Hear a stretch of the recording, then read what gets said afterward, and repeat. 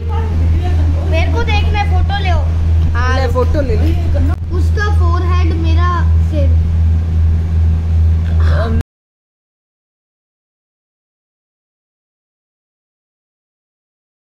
Hello friends, welcome back to my channel. तो अभी आपने जो वीडियो देखा है उससे आपको लगा होगा कि ये क्या केस है। जी हाँ, इस वीडियो में आपने देखा कि किसी के बाल में इस तरीके से पस निकल रहा है और जब उसे क्लीन कर दो तो ये कुछ रेडिश स्पॉट निकलता है, उसके बाद ये एकदम ठीक हो जाता है। ये क्या बीमारी है? ये है हेयर फॉलिक्यूलाइटिस, यानी जो हमारे बालों की जड़ें हैं जिन्हें हेयर फॉलिकल्स कहा जाता है, उसमें जब इन्फेक्शन हो जाता है तो इस तरीके की कंडीशन हो जाती है कि आपके जो फॉलिकल्स हैं उनमें से पस निकलने लगता है। ये केस है एक 11 साल के बच्चे का जो मेरे पास आया। उसने बताया कि एक फुटबॉल खेलते टाइम में उसका और उसके छोटे भाई का सर आपस में बहुत तेज भिड़ गया। उसने आके मुझे ये बताया कि इस तरीके से कुछ हुआ, उसके बाद से उसके यहाँ पे कुछ ऊपर ऊपर रहता है। मेरे को यही लगा इन जनरल, क्योंकि सिर्फ सर भिड़ जाने से कुछ ज़्यादा कॉम्प्लिकेटेड नहीं है, क्योंकि बाहर में उसके कुछ भी ऐसी चोट नहीं थी। मैंने उससे पूछा, उसने भी बताया कि इस तरीके का कुछ नहीं है। तो मैंने उसे जो होम्योपैथिक मेडिसिन है वो दी, उसकी एक डोज दी। कुछ दिनों बाद में जब वो फिर से खेल रहा था, उसको ये एक हल्की सी लाइट बॉल, जब वो खेल रहा था प्लास्टिक की, वो बॉल अचानक से सेम उसी जगह पे आके लगी और उसकी चीख निकल गई। उसने कहा बहुत तेज मेरे दर्द हुआ।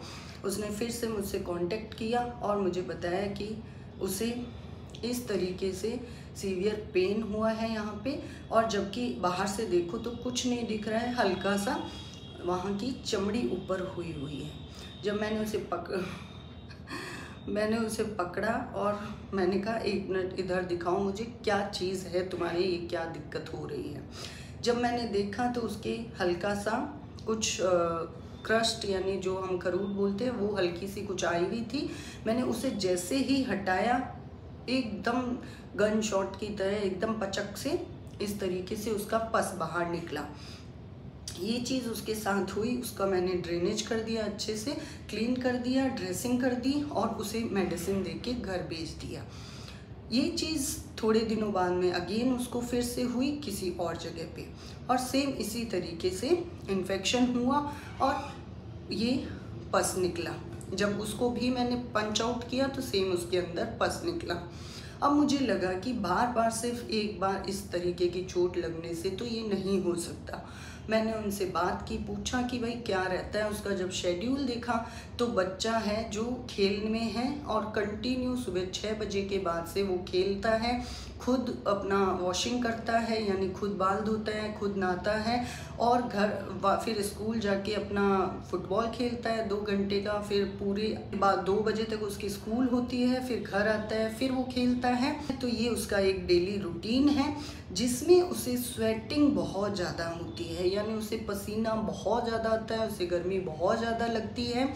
तो मैंने देखा कि ये उसे बार बार जो रिकरेंट इन्फेक्शन हो रहा है, ये कुछ और नहीं, हेयर फॉलिकुलाइटिस है, जो इस बच्चे को उस चोट लगने की वजह से नहीं हुआ है, बल्कि क्योंकि ये खुद नहाता है, इतनी उसको स्वेटिंग है, फुटबॉल ये खेलता है, घर आके क्रिकेट खेलता है, तो डेफिनेटली उतनी अच्छे से अपनी हेयर वॉश और हेयर क्लीनिंग नहीं कर पाता है। और स्वेटिंग भी इसका एक रीज़न है कि उसको बार बार रिकरेंट फॉलिकुलाइटिस हो रहा है। नेक्स्ट डे मैंने उसे ये बोला कि अब से हेयर वॉश करवाना है और आपको अपने हेयर वॉश में शैम्पू यूज़ करना है, प्लस किसी बड़े की हेल्प लेके अपना हेयर वॉश करना है। आज तक उसे इस तरीके की फिर से प्रॉब्लम नहीं हुई। उसे 2 बार इस तरीके का, एक उसने सोचा चोट लगने से हुआ है, बट अगेन थोड़े दिनों में फिर हुआ। इसका मतलब कि वो चोट की वजह से नहीं हुआ था, वो बच्चा क्योंकि अच्छे से अपनी क्लीनिंग नहीं कर पा रहा था, प्लस मैदान में खेलता है, यानी ग्राउंड में खेल रहे हो आपको बहुत ज़्यादा स्वेटिंग हो रही है, अच्छे से आप हेयर वॉश नहीं कर पा रहे हो, तो बार बार आपकी हेयर रूट्स पे इन्फेक्शन हो रहा है और ये पस बन के इस तरीके से बहुत ज़्यादा चोट कर रहा है। आप मानेंगे नहीं, उसको इतना सीवियर इस चीज़ का पेन था। ये ऐसा नहीं कि सिंपल थोड़ा सा पस है, थोड़ा सा ऐसा कुछ हुआ है, तो कोई पेन नहीं है, नहीं इतना सीवियर पेन था कि उसे टच भी नहीं करने दे रहा था वो किसी को, लेकिन टच करने के साथ ही उसका पस निकल गया। यानी ये आगे कॉम्प्लिकेट नहीं हुई क्योंकि उसने होम्योपैथिक मेडिसिन ले रखी थी। और जैसे ही मैंने उसे हाइजीन का इंस्ट्रक्शन दिया तो उसकी वो प्रॉब्लम भी चली गई और अभी उसे फिर से ये प्रॉब्लम नहीं हुई। हेयर फॉलिकुलाइटिस बहुत से लोगों को हो सकती है जो जल्दी जल्दी में रहते हैं, अच्छे से अपनी हेयर क्लीनिंग नहीं करते हैं, या फिर अपने हेयर वॉश करने के बाद बालों को काफ़ी टाइम तक गीला रखते हैं या गीला बांध लेते हैं। तो इसी के साथ साथ और भी हेयर की कंप्लेंट्स हो सकती है। तो हेयर फॉलिकुलाइटिस आपको आगे ना हो और ये कोई कॉम्प्लिकेशन ना करे, उसके लिए आप अपनी हेयर हाइजीन ज़रूर बनाए रखें। इनग्रोइंग जो हेयर होते हैं वो और हेयर फॉलिकुलाइटिस दो अलग तरीके की चीज़ें हैं। इनग्रोइंग हेयर्स के अंदर वो आपके हेयर्स जो है वो अंदर ही चमड़ी में ग्रो कर रहे होते हैं, जबकि हेयर फॉलिकुलाइटिस में ये होता है कि आपके जो हेयर की रूट्स होती हैं उसमें इन्फेक्शन हो जाता है।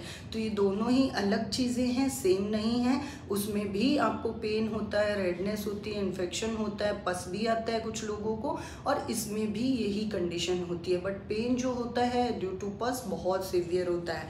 एक बार जब पस कर निकालने के बाद उसकी इस तरीके से मैंने ड्रेसिंग और क्लीनिंग कर दी, उसको बाद उस जगह पे नेक्स्ट डे भी आपने देखा कि उसे पता ही नहीं लग रहा था कि वो हेयर फॉलिकुलाइटिस किस जगह पे था। दर्द तुरंत ही चला गया क्योंकि पस का ड्रेनेज हो गया। तो ऐसा आप लोगों के साथ भी अगर होता है तो आप अपनी हेयर हाइजीन बना के रखिए ताकि इस तरीके की कंडीशन आपके साथ ना हो। तो आई होप आपको मेरा ये वीडियो पसंद आया होगा। अगर आपको मेरा ये वीडियो पसंद आया तो please do like, share and comment on my video. अगर आपको अपने बालों से रिलेटेड कोई भी शिकायत है, कोई भी कंप्लेन है और किसी भी तरीके की कंसल्टेंसी की ज़रूरत है तो आप मेरे नीचे डिस्प्ले व्हाट्सएप नंबर पे मुझे मैसेज कर दीजिए। उसके रिवर्ट में जो आपको मैसेज मिलता है उसके इंस्ट्रक्शंस को फॉलो कीजिए, और जो भी कंप्लेंट्स आपको है वो प्लीज़ एटलीस्ट उसको लिख के आप मुझे मैसेज कर दीजिए। I will revert back to you and I hope आपको मेरा ये वीडियो पसंद आया है। अगर आपको मेरा ये वीडियो पसंद आया तो please do like, share and comment on my video. Also please subscribe my channel. पास में जो बेल बटन आइकन है उसे ऑन कर लें ताकि मेरे वीडियोस का नोटिफिकेशन आपको मिलता रहे। तब तक के लिए stay healthy, stay safe, take care, bye bye.